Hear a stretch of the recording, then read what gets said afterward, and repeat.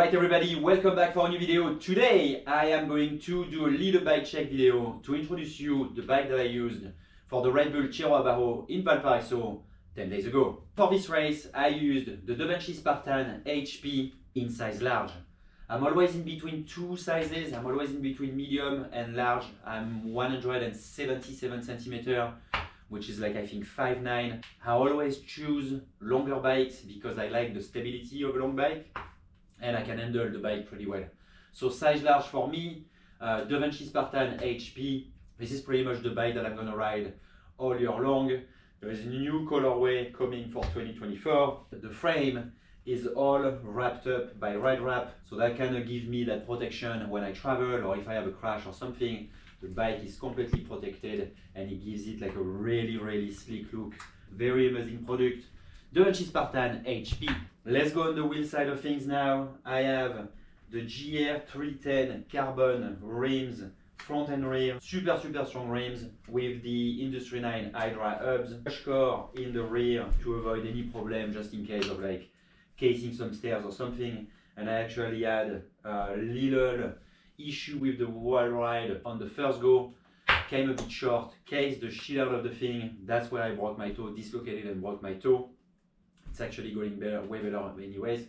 But I think that if I didn't have crush core in the rear, that could have been a bit of a trouble. So crush core in the rear and you avoid pretty much all incidents and things that you don't want to happen on a race day. Tires now.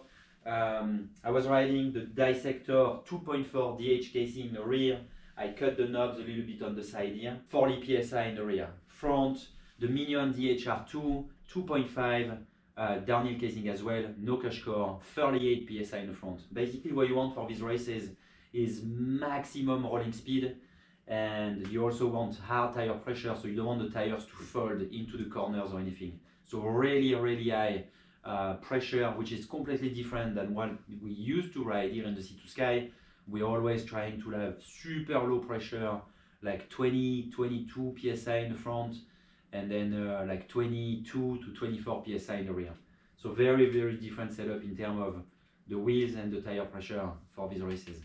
Transmission now, I was riding the TRP EVO 7-speed downhill cassette, of course, because you want the tension in the chain to be pretty much optimal all the way long. Really good tension with the derailleur as well. And that's pretty much it's a downhill race, eh? So 7-speed is the go-to. If you ride with a 12-speed cassette, you might be shifting too much. The chain alignment might not be good all the time, so 7-speed is the way to go.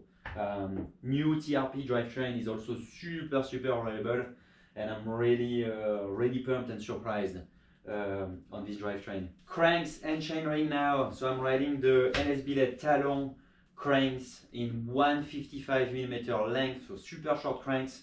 I was riding pretty much all my career with like 170 to 175, 172.5 sometimes length cranks. And then last year I was like, you know what, I'm gonna try shorter cranks to see a little bit what this whole thing about short cranks that's happening at the moment. And since I swapped to short cranks, I haven't found any negative points on running short cranks. For me it's a no-brainer. 155mm cranks, 34 Billet chainring in the front as well. Big chainring for these races. I should put maybe like a 36 chainring to see for the next one, but I feel like 34 was completely fine and I was not really spinning too hard the legs. So 34 chainring for these, and if I go to normal riding I might put like a 32 chainring. I'm also riding the Billet Hydra pulley right here. This is machine CNC'd in Whistler, and I'm riding the aluminum one right now. HT Enduro pedals. These are the pedals that I like the most. I'm not sponsored by HT, but these are the HT T2. Smaller platform, not the DH1. I really like that. There's more clearance also in everything that's in the C2 Sky. I really like those. And basically the HT, they adopt pretty much the same system as Shimano in the rear, and they have the same system of crank rotor in the front, which kind of gives the foot quite a bit of freedom, and the clics get used way less quickly than the crank rotor ones. So basically you get the best of the both worlds with the HT pedals.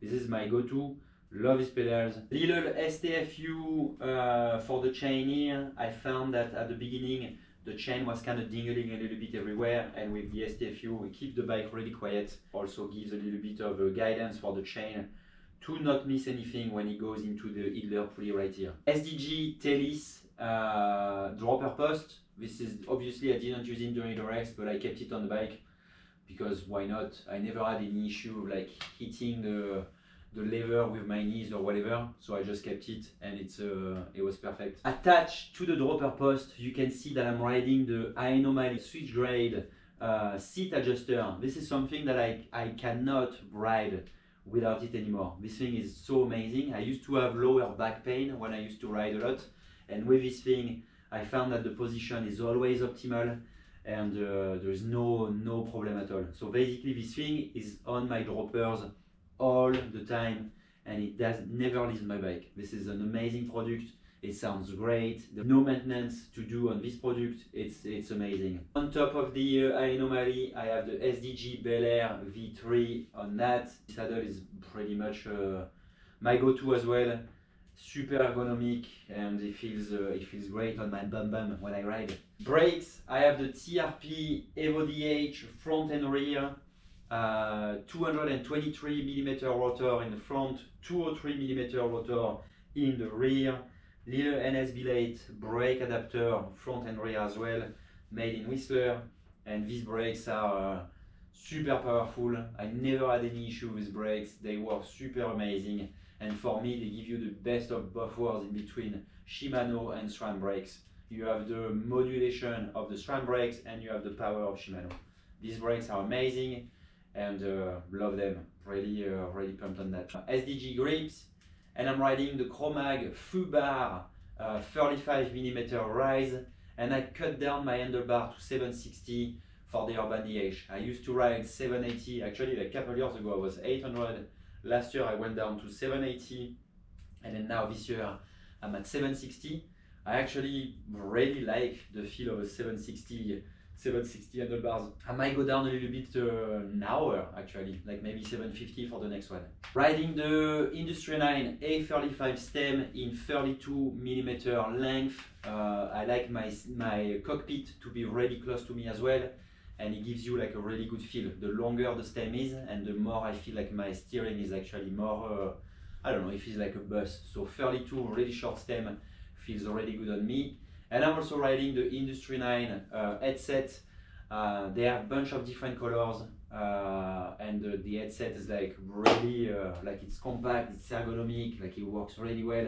This is a new product from Industry 9, and I'm really pumped on this product so far. This is really cool. On to the suspensions now. So I took some notes on my setting when I was in Valparaiso. This is something that everybody kind of wants to know, like what in terms of suspension setting and pressure in the tires. So pressure in the tires, we already did it, but now on to the suspension. So I'm riding the Fox Float X2 Factory in the rear with 260 psi in the rear. So basically you want your bike to be as firm as possible for these races. I found that when I showed up in Chile, my bike was way too soft, the rebound was too fast, and the bike was like just like bottoming out and sending me really in a weird way in the stairs. So I ramped up the compression and slow down the rebound to get the bike really as stable as possible. So 260 psi in the rear, 6 click from close on the high speed compression, 8 click from close on the low speed compression, 6 click from close on the low speed rebound, and 3 click from close on the high speed rebound. That's it for the rear.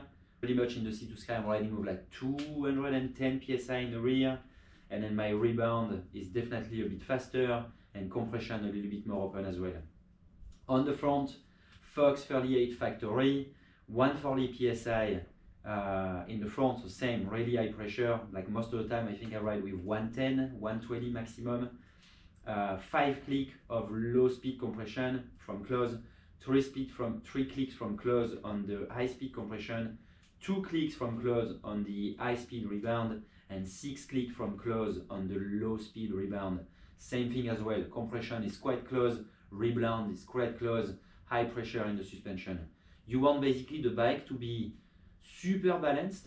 You don't want to be diving in the front or the rear even. You want the bike to be super balanced when you're hitting compression, and you want it to be kind of slow rebound, so the bike feels really stable.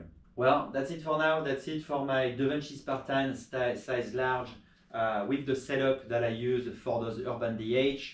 There will be the next round next week in Guanajuato in Mexico, and I will do another bike check. If I change anything on the bike, I will do another bike check to let you know what's different. Hope you liked it.